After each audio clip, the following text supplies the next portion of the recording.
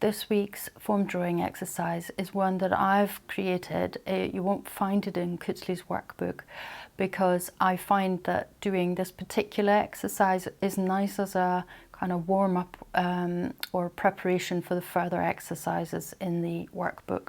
So what we do is we start by creating loops, but instead of, as in last exercise, creating loops that went out the way from the form that we were drawing, we're now going to create loops going in the way instead.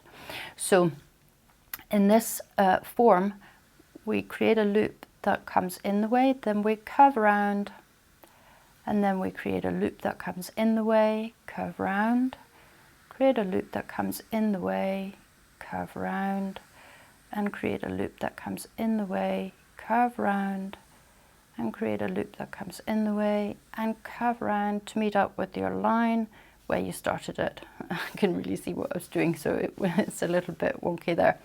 But the idea is that it's sort of a nice kind of movement all the way around and that you're just going over it. And you can go over it, you know, several times. Once you've drawn your form, you just go over it and get a feel for what that feels like, and try and see if you can sense the difference between the form that we did in the last exercise, where the loops were curving out the way, and here when they're coming in the way, they're pointing inwards.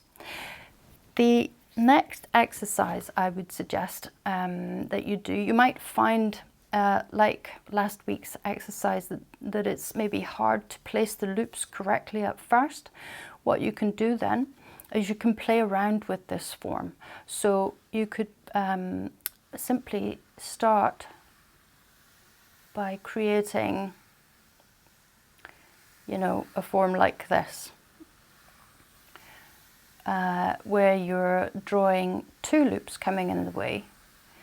And, you know, like always, do go over your form if you feel that it's not really what you want.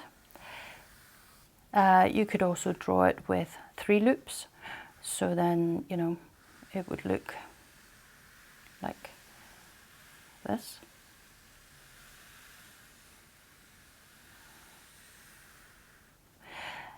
Or you could draw it with 4 loops. So it would look like this.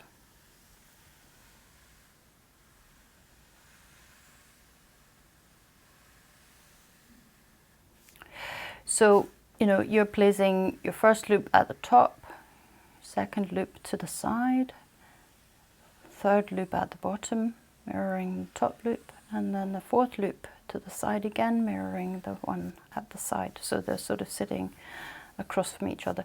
Just really play around and have fun. And, you know, if you think, oh, that loop didn't really look the way I wanted it to, or it got disproportionate, then, you know, you, as always, you just go over your loops.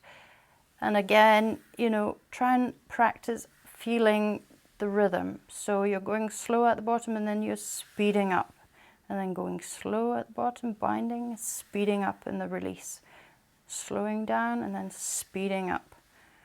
So you're